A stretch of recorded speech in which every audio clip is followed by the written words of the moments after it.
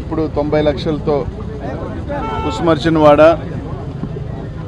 నజీర్ తోటకు సంబంధించి మొత్తం డ్రైన్స్, అక్కడక్కడ రోడ్స్, ఇది కాక ఇంకొక 50 లక్షలు కుసుమర్చినవాడకి సంబంధించి డ్రైన్స్. సో పూర్తిగా కూడా దాదాపు 1,50,00,000, ఈరోజు 90, ఇంకో 2-3 రోజులు ఇంకో 50, 1,40,00,000 లక్షలతో ఇప్పటికే ఈ డివిజన్స్లో దాదాపు అన్నీ కూడా కంప్లీట్ చేసుకుంటూ వస్తూ ఉన్నాం. 1,40,00,000 లక్షలతో ఇంకొక వారం రోజుల్లో ఈ పనులన్నీ కూడా స్టార్ట్ అవుతాయి. ఇది కాకుండా కూడా రంగరాయ నగర్కి సంబంధించి నూతనంగా ఏదైతే రంగరాయ నగర్ అనుకున్నామో అక్కడ డ్రైన్స్ ఇవి కూడా తొందరలో ఆ పనులు కూడా ప్రారంభించుకుంటాం. ఇది కాకుండా ఇంకా కొత్తగా డెవలప్ అయిన ఈ ప్రాంతాలకు సంబంధించి డ్రైన్స్ ఏవే పెండింగ్ ఉన్నాయో అవి కూడా పిలవటం జరుగుతుంది. సో ఎక్కడికెక్కడికి రోజు డెవలప్మెంట్లు చేసుకుంటూ ముందుకు వెళ్తా ఉన్నాం. ఈరోజు రోజు తిరిగి మమ్మల్ని విమర్శించుకుంటూ పోతున్నారు. సరే మంచిదే, కానీ ఒక 2-3 రోజుల నుంచి మీరు గమనిస్తే ఒక విచిత్రమైన వాతావరణం ఉంది నెల్లూరు నగరంలో.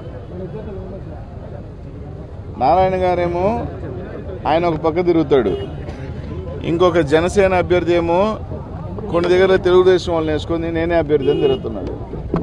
అందుకే ఎవరు స్వామి అభ్యర్థి? కూటమి సరే మీరు చెప్పచ్చు, మా కూటమిలో ఎవరు పోటీ చేసినా అభ్యర్థి అని చెప్పచ్చు, తప్పులేదు.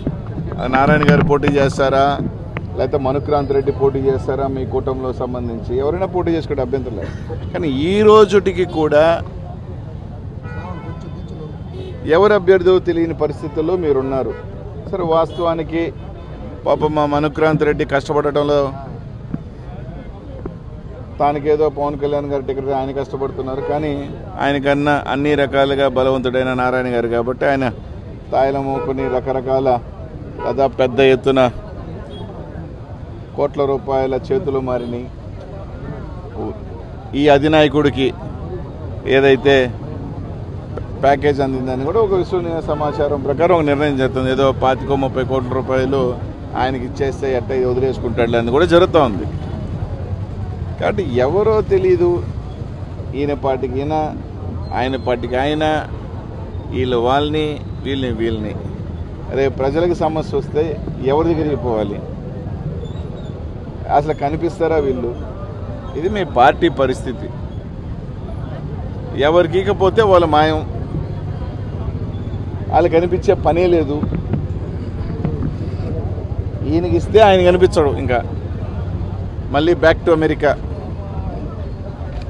ఈయనకి ఇస్తే ఇన్ని రోజులు నేనున్నాను మీకోసం చెప్పి ఈయన కనిపించడు, ఈయన బ్యాక్ టు హైదరాబాద్. అది మీ పరిస్థితులు. ప్రజలు కూడా గమనించుకోవాలని మాత్రం తెలియజేస్తా ఉన్నా. ఎవరికి ఇచ్చినా ఎవరు ఈరోజు ఇద్దరు పోయి నా మీద విమర్శలు చేస్తున్న వాళ్ళు, మాకేదో ప్రజల మీద 10 సంవత్సరాల నుంచో లేకపోతే రోజు మీద 4.5 సంవత్సరాలు కనిపించిన వీళ్ళిద్దరూ 3 నెలలు ఎన్నికలు వస్తున్నాయి కాబట్టి రకరకాల హడావిళ్ళు, సతీ సమేతంగా హడావిళ్ళు, ఒకరు ఒక ఆయన ఇంకో రకంగా హడావిడి, తప్పులేదు. కానీ ఒక్కటి మాత్రం చెప్తా ఉన్నా, ప్రజలందరికీ కూడా ఆలోచన మాత్రం మీరు చేయండి. కనీసం వీళ్ళిద్దరూ మాకు ప్రజల మీద ప్రేమనో రకరకాలు చెప్తున్న వీళ్ళిద్దరూ, మా పార్టీ మీద విచిత్రమైన విమర్శలు చేస్తున్న వీళ్ళిద్దరూ ప్రమాణం చేయగలుగుతారా? వీళ్ళిద్దరూ నాకు టికెట్ ఇవ్వకపోయినా మేము ప్రజల్లోనే ఉంటాం, మేము రోజు అందుబాటులో ఉంటామని ప్రమాణం చేయగలుగుతారా? సరే ఒక ఆయన అంటే చేస్తాడులే, ఆయనకేం లేదనుకో, పాపం ఆ పిల్లోడు ఇంకో పిల్లోడు అంటే పాపం కొత్త కాబట్టి కోయించుకునేదానికి సిద్ధంగా ఉన్నాడు. సో దానికి కూడా చెప్తారు వీళ్ళు. నిన్నేదో చెప్పాడు, మారుస్తున్నారంట, వీళ్ళు ప్రజల్లోకి లేరంట. అది కూడా చూస్తారు కదబ్బా, 3 నెలలు ఎవరు నామినేషన్ వేస్తాడు. సరే మీ దాంట్లో కూడా ఎవరో ఒకరే వేస్తారనుకోండి, ఇద్దరులో వేసిన సెకండ్ డే ఇంకొక ఆయన ఉన్నాడు టౌన్లోంచి గాయబ్ పరార్. అది మీ పరిస్థితులు.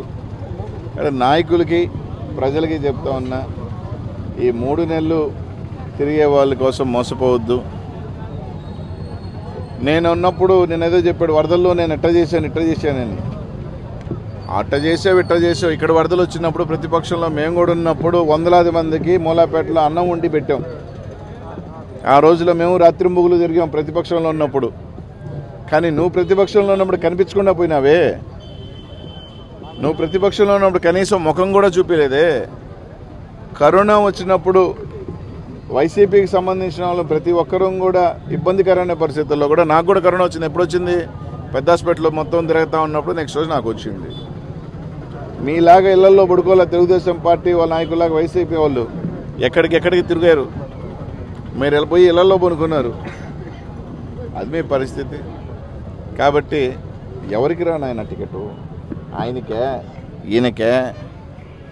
ఆయనకు వస్తే నువ్వు ఉంటావా? నువ్వు వస్తే ఈయన ఉంటాడా? ఒకరు ఆ సెకండే పరారు. అది మీ పరిస్థితులు. మా మనుక్రాంత్ సోదరుడికి అయితే మాత్రం చెప్తా, పాపం 10 సంవత్సరాల నుంచి ఆడ తిరుగుతూ ఉన్నాడు. ఎట్టాడ కొన్ని కారణాల వల్ల పెద్ద పెద్ద పేమెంట్లు ఆడ మారుతాయి బిడ్డ. వైసీపీ కావాలంటే మేము ఆదరిస్తాం రా, మంచి పిల్లోడని అంటున్నారు. కాబట్టి ఎట్టా ఉన్నాడు పాప, అమెరికాకి మళ్ళీ సర్దేసుకునే పరిస్థితి వస్తుంది. ఎందుకు ఊరిని ఎక్కువ మాట్లాడుతున్నాడు, ఎక్కువ వైసీపీని తిడతా ఉన్నాడు, ఎట్టంటే మాట్లాడుతూ ఉన్నాడు. నీకు లేదు, నువ్వు బ్యాక్. అది పరిస్థితులు. కాబట్టి విమర్శలు చేసేటప్పుడు ముందు ఎవరు ఉంటారో ఫస్ట్ తెలుసుకొని, ఎవరు రంగంలో ఉన్నారో తెలుసుకొని ఫిక్స్ చేసుకొని వచ్చి తిరగండి, బాగుంటుంది.